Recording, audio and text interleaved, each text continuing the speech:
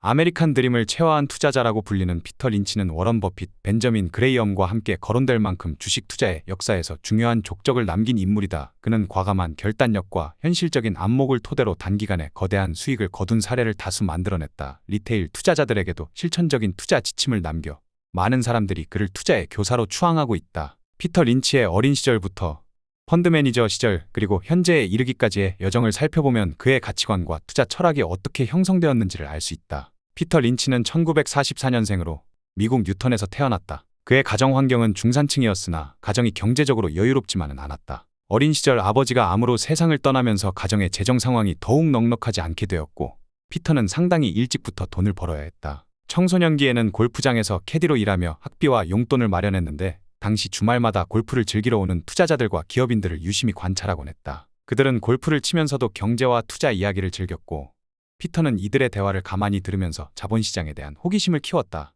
캐디 시절이 피터 인생의 전환점이 되었다는 평가가 있다. 골프채를 날라주는 일을 하면서도 투자 인사이트를 얻으려 열심이었다고 전해지는데 이 사업은 무슨 일을 하는 거지? 이 회사는 얼마나 성장할 수 있을까? 같은 질문을 머릿속에 품고 있었다. 주식의 본질은 회사를 소유하는 것이라는 사실을 일찍부터 깨달았다는 점이 그의 미래에 지대한 영향을 미쳤다. 리테일 투자자라면 누구나 현실적으로 생각해볼 법한 접근 방식이지만 그 당시 10대 청소년이 이런 시각을 갖는 일은 흔치 않았다. 캐디 일을 통해 자신이 모은 돈의 일부를 주식 투자에 썼는데 대학 진학 이후 본격적으로 이를 공부하기 시작했다. 명문인 보스턴 칼리지에 입학한 피터 린치는 경제학과 경영학 수업을 열정적으로 청강하며 추가로 투자 관련 서적을 독학했다. 학부 시절이었던 1960년대 말은 미국 경제가 성장의 엔진을 달리던 시기로 기업 활동이 활발했고 주가가 전반적으로 상승 곡선을 그렸다. 피터는 시장이 성장할 때 어떤 회사들이 주도주가 되는지 살피며 실제로 그 기업들의 경영 상황을 관찰했다. 이런 과정에서 마치 성실한 연구자처럼 수많은 정보를 기록하고 분석한 끝에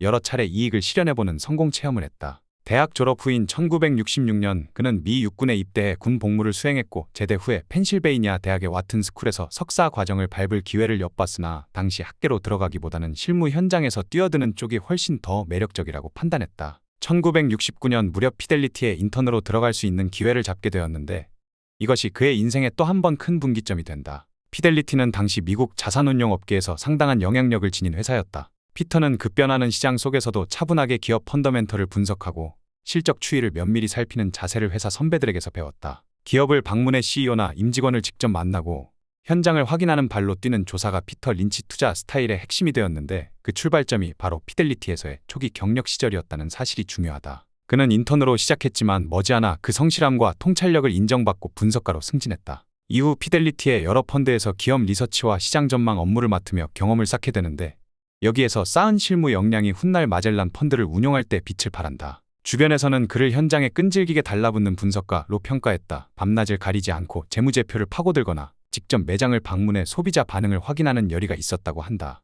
피터 린치가 투자 업계에서 명성을 얻은 결정적 계기는 1977년부터 맡은 피델리티 마젤란 펀드의 운영 성과다. 당시 이 펀드는 소규모 펀드였으나 거시경제적 변화로 인해 시장이 뒤흔들리는 시점에 기민하게 대응하지 못하고 있었다. 마젤란 펀드는 기존에도 나쁘지 않은 성과를 냈지만 큰 주목을 받지는 못한 상태였다. 피터가 펀드 매니저로 부임하자마자 그가 보여준 투자 방식은 이전과 달랐다. 피터는 기업이 만들어내는 상품과 서비스가 실제로 소비자에게 어떤 가치를 제공하는지 관찰했다. 예를 들어 그의 대표적인 초기 투자 사례 가운데 하나가 던킨 도너츠. 직장인들이 아침 식사 대용으로 도너츠와 커피를 즐겨 찾는 모습을 보고 성장 가능성을 높게 평가했다. 그는 문헌이나 이론보다는 현장에서 보이는 일상의 흐름을 우선시했으며 자신이 잘 아는 업종을 투자하라는 말을 자주 했다. 특정 대기업만 선호하는 것이 아니라 비교적 소규모 기업에도 과감하게 투자했다. 그가 투자한 종목 중에는 이 회사가 정말 큰 수익을 낼 수 있을까? 의문이 드는 곳들도 있었다. 하지만 피터는 재무제표나 경영진의 의사결정 과정을 면밀하게 살핀 뒤 앞으로 시장 점유율을 넓혀갈 수 있다는 확신이 서면 바로 투자했다. 결국 이러한 행보 덕분에 마젤란 펀드는 차별화된 매력을 갖추게 되었고 중소형주부터 대형주까지 폭넓은 선택지를 보유해 펀드 성과를 안정적으로 이끌어갔다. 기업을 길게 관찰하기 위해서는 분기 실적의 일희일비하기보다 몇 년 뒤를 내다보는 통찰이 필요하다. 피터는 특정 분기 실적이 예상보다 저조하더라도 회사의 장기적 성장 잠재력이 변하지 않았다면 투자를 계속 유지했다. 시장이 단기 변동에 크게 요동칠 때도 펀더멘털이 건실하다고 판단되면 매도하지 않고 버텼고 반대로 단기적으로 주가가 급등했지만 회사의 내재 가치가 그만큼 오르지 않았다고 느끼면 과감히 매도해 이익을 확정했다. 이런 태도가 누적되면서 펀드가 장기적으로 꾸준히 고수익을 낼 수 있었다. 결국 피터 린치는 마젤란 펀드를 운영하며 수탁 자산을 폭발적으로 늘려나갔다. 취임 초기 1,800만 달러 규모에 불과하던 마젤란 펀드는 피터가 떠날 때쯤인 1990년경에는 140억 달러 이상으로 성장했다. 그 사이 펀드는 연평균 29% 이상의 수익률을 올렸다는 전설 같은 기록을 남겼다. 이는 월가의 펀드 매니저들 사이에서도 놀라운 결과물로 인식되었으며 이 시기에 피터 린치는 누구도 쉽게 범접하기 어려운 펀드 매니저의 아이콘으로 자리매김했다. 피터 린치의 이름이 널리 알려진 것은 단순히 펀드 성과 때문만이 아니다. 그는 일반 투자자들이 주식시장에서 기회를 포착할 수 있는 현실적인 조언을 아끼지 않았다. 투자는 프로들만의 전유물이 아니다. 개인 투자자도 좋은 결과를 낼 수 있다는 메시지를 여러 매체와 강연을 통해 거듭 강조했다. 식료품점에서 사람들이 어떤 상품을 사는지, 직장에서 동료들이 어떤 브랜드를 선호하는지 관찰하는 것만으로도 훌륭한 투자 아이디어를 얻을 수 있다고 조언했다. 그가 대중에게 다가간 방법 중 하나가 저서 출판이었다. 유명한 책으로는 전설로 떠나는 월가의 영웅, 월가를 이기는 작은 투자자 등이 있다. 이 책들은 그가 실제로 현장에서 실행한 기업 분석 방법과 투자 원칙을 구체적인 사례와 함께 제시한다. 리테일 투자자 입장에서 보면 전문 금융기관의 보고서나 화려한 주식 차트를 보지 않고도 매일 마주치는 생활 속에서 미래의 성장주를 발견할 수 있다는 점이 무척 매력적으로 다가왔다. 그가 주식 종목을 고르는 과정은 간결해 보이지만 사실은 매우 체계적이었다. 우선 사업 모델을 이해하고 시장에서의 경쟁 지위를 점검하며 회사 재무제표를 분석해 향후 3년에서 5년 후의 이익 수준을 예측했다. 회사의 PER, PEG 등을 통해 과열되었는지 판단했고 경영진의 철학이나 매출 성장 추이도 빠짐없이 확인했다. 또한 해당 기업의 제품이나 서비스를 직접 이용하거나 주변 사람들에게 물어보는 과정을 중시했다. 탁상공론보다는 현장에서의 사용자 경험이 투자 판단에 큰 영향을 주었기 때문이다. 피터 린치는 1990년대 초반 46세의 나이로 피델리티에서 은퇴했다. 많은 사람들은 전성기를 이어가던 그가 너무 일찍 은퇴하는 것이 아닌가 하는 의문을 품었으나 그는 가족과 더 많은 시간을 보내고 싶었다고 밝혔다.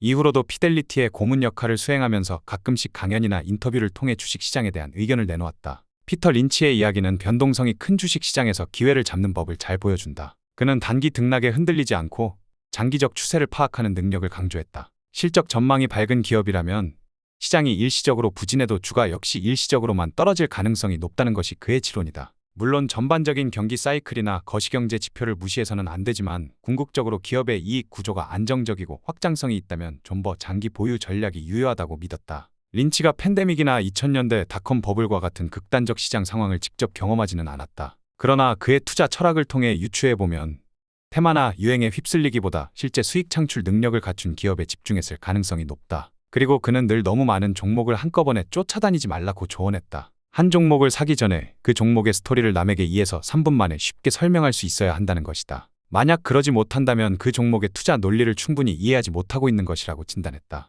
이렇게 보면 피터 린치는 삶과 투자 모두에서 실용적 접근을 보여준 투자자다. 고급 이론이나 복잡한 수치에만 의존하기보다는 현실을 체감하고 기업이 고객에게 어떤 가치를 제공하는지를 가장 먼저 살폈다. 이런 태도는 그의 투자 원칙에서 좀처럼 흔들리지 않는 근간이었다.